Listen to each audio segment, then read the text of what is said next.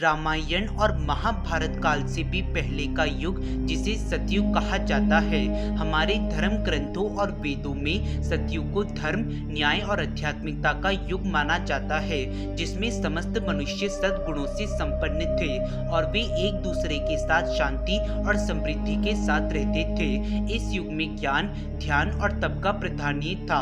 परंतु धर्म का युग होने के पश्चात भी क्या सतयुग में भी अधर्म और असुर थे? तो इस प्रश्न का उत्तर है हाँ, और वे थे भी बहुत शक्तिशाली। उन असुरों, दैत्यों, दानवों अथवा राक्षसों को परास्त करना देवताओं के लिए भी असंभव सा था और उनसे तो स्वयं देवता भी भयभीत रहते थे।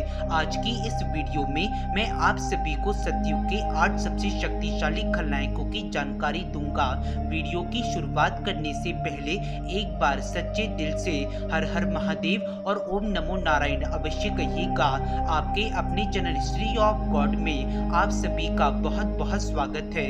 यदि आपको हमारी वीडियो पसंद आती है तो कृपया कर इस वीडियो को लाइक, शेयर और चैनल को सब्सक्राइब अवश्य करें। इससे हमें और भी अच्छा कार्य करने की प्रेरणा मिलती है। इस सूची में 8वें अंक पे नाम आता है असुर राज बलि का। असुरों के राजा बलि अपार शक्तियों के स्वामी थे। एक असुर होने के उपरांत भी महाराज बलि एक बहुत बड़े दानवीर और धर्मपरायण असुर थे। इसके अतिरिक्त वे भगवान विष्णु के परम भक्त भी थे। उन्होंने त्रिदेवों अथवा अन्य किसी के भी वरदान के बिना ही तीनों लोकों पर अपना आधिपत्य स्थापित किया था। भले ही वे भगवान विष्णु के भक्त थे, किंतु वे इंद्र आदि देवताओं के घोर विरोधी थे और उनमें केवल एक ही बुराई थी कि उन्हें अपनी शक्तियों पर अहंकार था। एक समय महाराज बलि एक महायज्ञ करवा रहे थे। ये यज्ञ असीम शक्तियों की प्राप्ति, कीर्ति तथा महाराज बलि को सदा सदा के लिए इंद्र के पद पर आसीन करने के लिए था।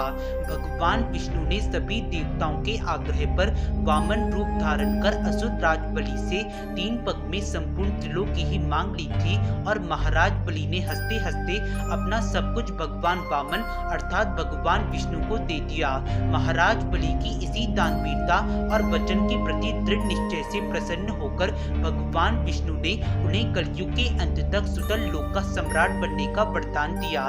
इसके अतिरिक्त भगवान विष्णु ने ये भी कहा कि सुतल लोक की रक्षा वे स्वयं करेंगे और उनके और महाराज बलि के अतिरिक्त अन्य किसी की शक्तियां सुतल लोक में कार्य नहीं करेंगी। साथ ही भगवान विष्णु ने महाराज बलि को आगामी इंद्र बनने का भी वरदान दिया था। इस सूची में 7वें अंक पे नाम आता है हैग्रीव का। हैग्रीव महर्षि कश्यप और धनु का पुत्र तथा एक अति शक्तिशाली दानव था। हैग्रीव एक ऐसा दानव था जिसके धड़ के ऊपर का शरीर अश्व और धड़ के नीचे का शरीर मनुष्य का था।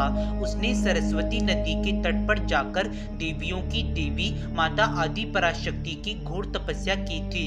माता ने उसकी तपस्या से प्रसन्न होकर उसे दर्शन दिए और उसे इच्छा अनुसार वरदान मांगने के लिए कहा। इस पर हैग्रीव ने अमृतत्व का वरदान मांगा, परंतु माता ने कहा जिसका जन्म हुआ है उसकी मृत्यु तो अवश्य होगी, इसलिए तुम कोई अन्य वरदान मांगो। तब कुछ समय विचार करने के उपरांत हैग्रीव बोला, हे माताओं की माता, हे आदि पराशक्ति, इस संपूर्ण सृष्टि में मैं ही हूँ जिसका धड़ मनुष्य और शीश अश्वों का है। तो आप मुझे ये वरदान दीजिए कि इस हैग्रीव का वध केवल हैग्रीव के हाथों ही संभव हो सके। माता तथास्तु कहकर वहां से अंतर ध्यान हो गई। इसके पश्चात हैग्रीव ने तीनों लोगों को अपने अधीन कर लिया, किंतु हैग्रीव यहीं पर नहीं रुका और उसने ब्रह्मलोक में जाकर ब्रह्मा जी के पास से वेदों का हरण कर उन्हें अपने अंदर समाहित कर लिया, जिसके पश्चात हैग्रीव की शक्तियां सहस्त्रों गुना बढ़ गई थी। तब सभी देवता ब्रह्मा जी सहित भगवान विष्णु की शरण में गए। तदोपरांत भगवान विष्णु और हैग्रीव के मध्य में भीषण युद्ध प्रारंभ हुआ।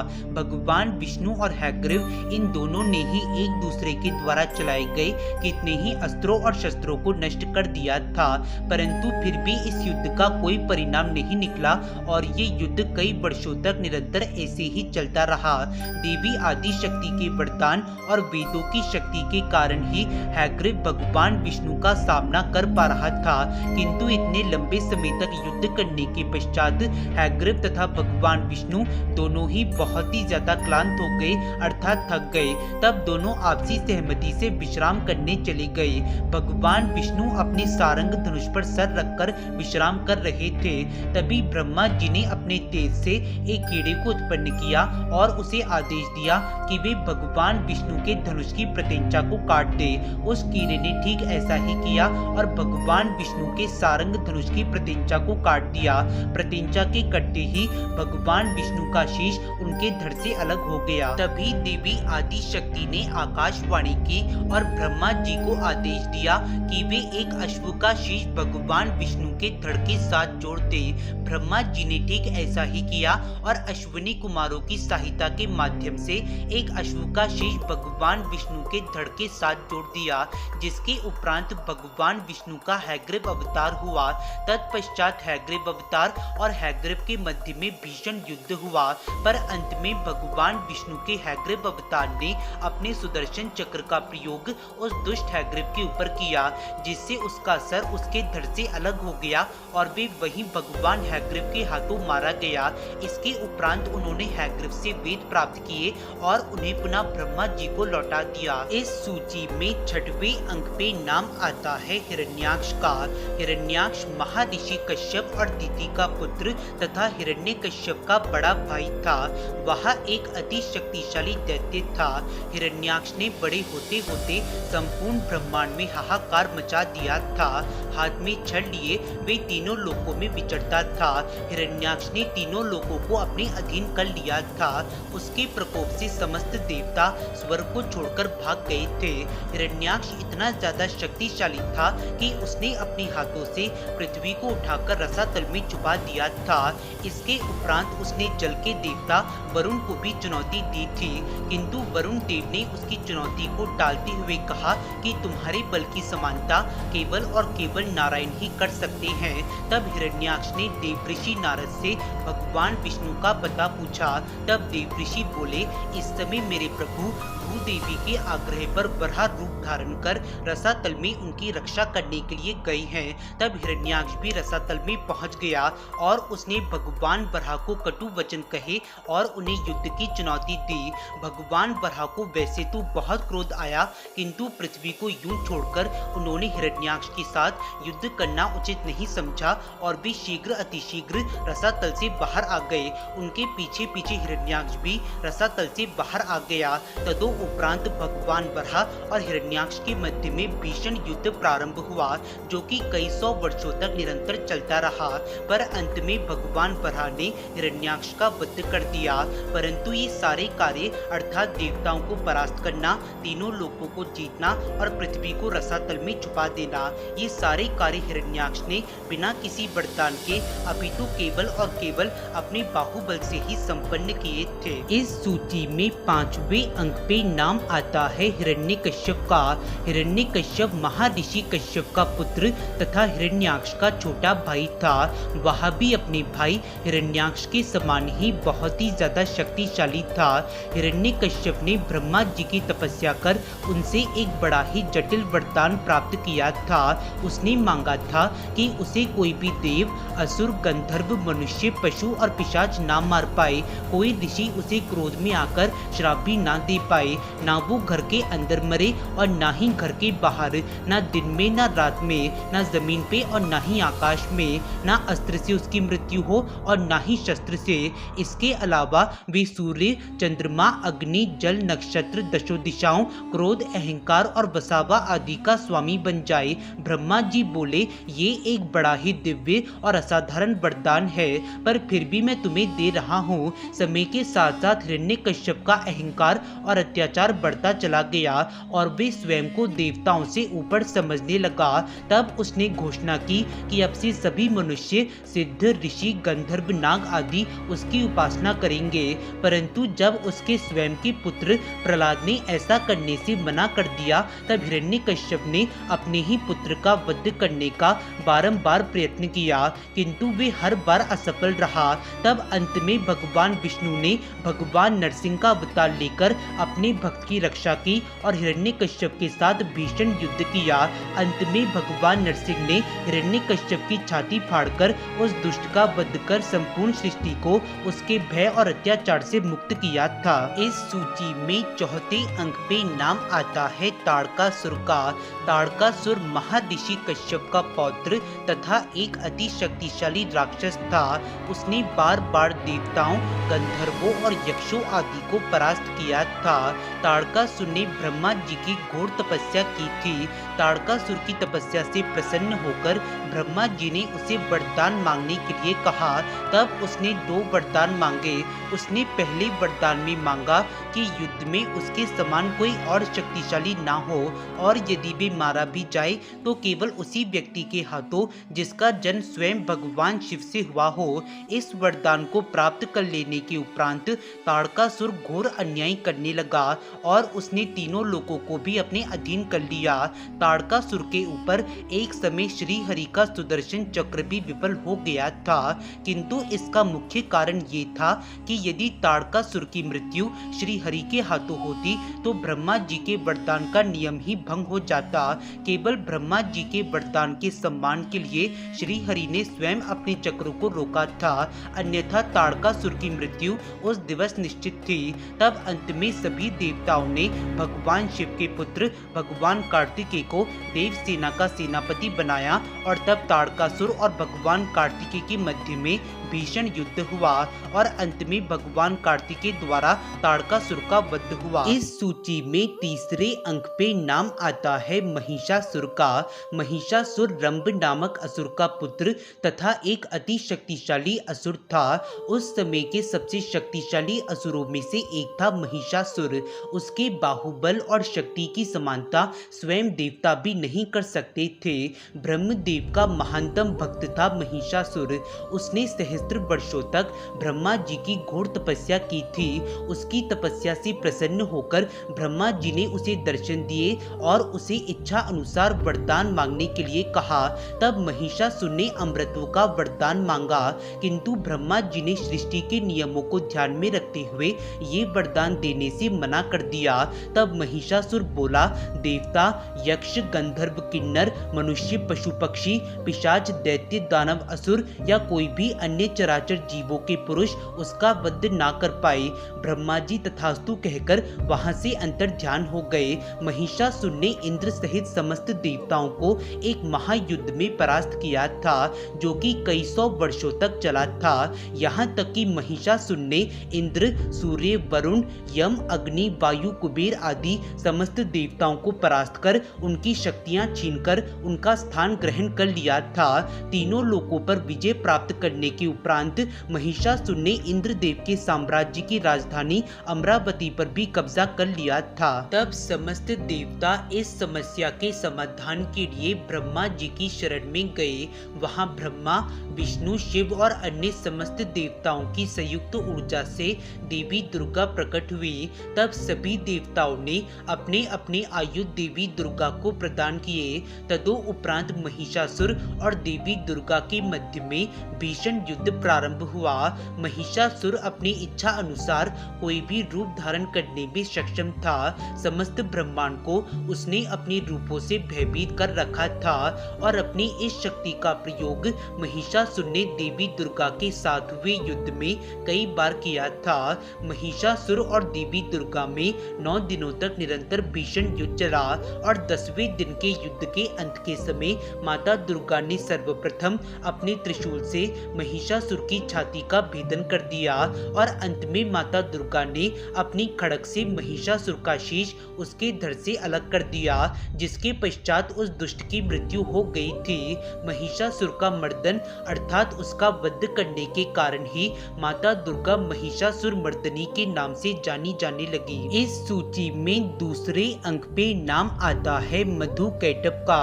महाभारत और रामायण के अनुसार बिना किसी वरदान के ही ये दोनों बहुत ही ज्यादा शक्तिशाली दैत्य थे। जब श्री हरि माया द्वारा लोक का संहार कर महासागर में सोए हुए थे, तब उसी समय उन्होंने ब्रह्मा जी को उत्पन्न किया, तदंतर अनंतनाग को उत्पन्न किया। इसके अतिरिक्त उन्होंने महाबली 2 जीवों को भी उत्पन्न किया, जो श्रीहरि के कान के मैल से उत्पन्न हुए थे। उन दोनों के नाम मधु और कैटभ थे। वे दोनों दैत्य बड़े ही बलवान, पराक्रमी और दुर्धर्ष थे। वे दोनों दैत्य ब्रह्मलोक में पहुंच गए और वहां पहुंचकर उन्होंने ब्रह्मा जी पर आघात कर उन्हें मारने का प्रयास किया। इससे भयभीत होकर ब्रह्मा जी क्षीर सागर में भगवान विष्णु की शरण में पहुंचे। भगवान विष्णु ने उन दोनों दैत्यों के साथ 5000 वर्षों से भी अधिक समय तक युद्ध किया था। मधु और कैटभ बारी बारी से युद्ध करते थे। एक थक जाता तो दूसरा युद्ध करता, परंतु भगवान विष्णु निरंतर 5000 वर्षों तक इनसे ऐसे ही युद्ध करते रहे। उन दोनों दैत्यों की वीरता से प्रसन्न होकर भगवान विष्णु ने उन्हें कोई वरदान मांगने के लिए कहा, पर अहंकार से भरे हुए मधु कैटभ ने वरदान मांगने से मना कर दिया, अपितु स्वयं भगवान विष्णु को कोई वरदान मांगने के लिए कहा। इस पर भगवान विष्णु बोले, यदि तुम मुझे कोई वरदान देना ही चाहते हो तो मेरे हाथों अपनी मृत्यु स्वीकार करो। इस प्रकार मधु और कैटभ अपनी ही बातों से ठगे गए। भगवान विष्णु ने उन दोनों दैत्यों के मस्तकों को अपनी जांघों पर रखा और सुदर्शन चक्र का प्रयोग करके उन दोनों का शीश उनके धड़ से अलग कर दिया। इस प्रकार मधु और कैटभ का वध हुआ था। इस सूची में प्रथम अंक पे नाम आता है भंडासुर का। ब्रह्मांड पुराण के दूसरे खंड में ललिता महात्मा के अंतर्गत भंडासुर उद्भव की कथा है। एक समय चित्रकर्मा, जो कि रुद्र गणों का नेतृत्व कर रहे थे, उन्होंने खेल खेल में कामदेव की राख से एक गुड़िया बनाई। जैसे ही वे उस गुड़िया को भगवान शिव के समीप ले गए, उस गुड़िया में प्राण आ गए और उस गुड़िया ने एक बालक का रूप धारण कर लिया। दरअसल वह बालक वास्तव में भंडासुर था। चित्रकर्मा ने उस बालक को शतरुद्री मंत्र का उपदेश देते हुए तपस्या करने के लिए कहा।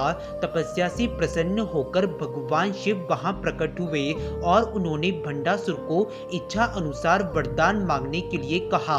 तब उसने मांगा कि जब भी कोई मेरे विरुद्ध युद्ध करे तो उसका आधा बल क्षीण हो जाए और वे आधा बल मेरे अंदर समा जाए। उस समय मेरे शत्रु के द्वारा चलाया गया कोई भी अस्त्र और शस्त्र मुझे बांध ना पाए। उसी समय कामदेव की राख से विशुक्र और विशंख का जन्म हुआ। उसी राख से कई और असुर उत्पन्न हुए।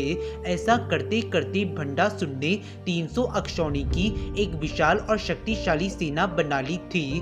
भंडासुर ने अपने बाहुबल से सहस्त्र ब्रह्मांडों पर अपना आधिपत्य स्थापित किया था और भंडासुर के वध के लिए ही माता ललिता त्रिपुर सुंदरी की उत्पत्ति हुई थी। युद्ध के प्रारंभ में देवी ललिता ने अपने विशाल बाणों द्वारा भंडासुर के मर्मों का भेदन कर दिया। भंडासुर ने क्रोध में आकर अंधतामिस्त्र नाम के महाअस्त्र को छोड़ दिया, जिसे देवी ने महतरणी बाण से काट दिया। इसके उपरांत भंड ने दृष्टि के विनाशक अंधास्त्र का प्रहार किया, जिसका देवी ने जाक्षु शमन नाम के महाअस्त्र से शमन कर दिया। ऐसे ही अपनी समस्त अस्त्रों के विनाशित हो जाने पर भंडासुर ने युद्ध में महामोह अस्त्र का प्रहार देवी के ऊपर किया, जिससे देवी की समस्त संगी शक्तियां मूर्छित हो गई थीं। तब मां जगदम्बा ने इस अस्त्र की काट के लिए भगवान शिव के महाप्रलयंकारी शांभव अस्त्र का प्रयोग किया, जिसने उस महामोह अस्त्र को नष्ट कर दिया। भंडासुर न केवल शक्तिशाली था, अपितु कई सारी ऐसी विद्याओं से भी संपन्न था, जिसका प्रयोग करके उसने महिषासुर, मधुकैटभ, ताड़कासुर, हैग्रीव, दुर्गमासुर, महाराज बलि, हिरण्यकश्यप, हिरण्याक्ष, रक्तबीज, शुंभ निशुंभ, चंडमुंड, कार्तिवीर्य अर्जुन, रावण, कुंभकर्ण और मेघनाथ जैसे कितने ही असुरों, राक्षसों और दैत्यों आदि को उत्पन्न कर दिया था। तब इसकी काट के लिए देवी ललिता ने भगवान विष्णु और भगवान कार्तिकेय का आवाहन किया। देवी ने अपनी 10 उंगलियों से भगवान विष्णु के 10 अवतारों को उत्पन्न किया। इसी के साथ साथ देवी ने माता दुर्गा, माँ काली और माँ अंबिका को भी प्रकट किया था। जब देवी ललिता और भंडासुर का युद्ध अंतिम चरण में ही था और जब एक एक करके देवी ने उस असुर के सभी अस्त्र शस्त्र और उसकी समस्त माया को नष्ट कर दिया था, तब इसके उपरांत देवी ललिता ने नारायण अस्त्र से युद्ध में उसकी समस्त अक्षौणी सेना को भस्मीभूत कर दिया था। इसके अनंतर पाशुपत पाशुपतास्त्र का प्रयोग कर उस दुष्ट के 40 सेनानियों को माता ने विमर्दित कर दिया था। और इसके उपरांत जब वो दुष्ट ही बच गया था, तब भंडासुर ने 3 महाअस्त्र अर्थात ब्रह्मांड अस्त्र, नारायण अस्त्र और पाशुपतास्त्र का प्रयोग देवी ललिता के ऊपर किया। तब इसके उत्तर में देवी ने महाकामेश्वर अस्त्र का प्रयोग किया। इस अस्त्र का निर्माण देवी आदिशक्ति और भगवान सदाशिव की अनंत ऊर्जा से हुआ था, जिस वजह से ये अस्त्र सहस्त्रों ब्रह्मांड अस्त्र, नारायण अस्त्र और पाशुपतास्त्र से भी अधिक शक्तिशाली था। महाकामेश्वर अस्त्र का आवाहन करते ही उन 3 महाअस्त्रों की शक्ति महाकामेश्वर अस्त्र के अंदर समाहित हो गई थी। तब माता ललिता ने महाकामेश्वर अस्त्र का प्रयोग करके भंडासुर का वध किया था। इस प्रकार वे तीनों जगतों की जननी वे कामेश्वरी विजय श्री से सुसज्जित संपन्न विद्युतमा वैभव वाली शोभित हुई थी। माता ललिता त्रिपुर सुंदरी की सदा जय हो।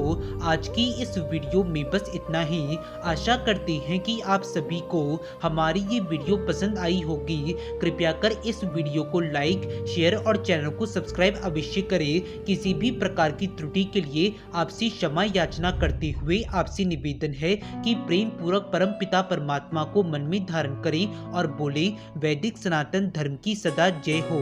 धन्यवाद।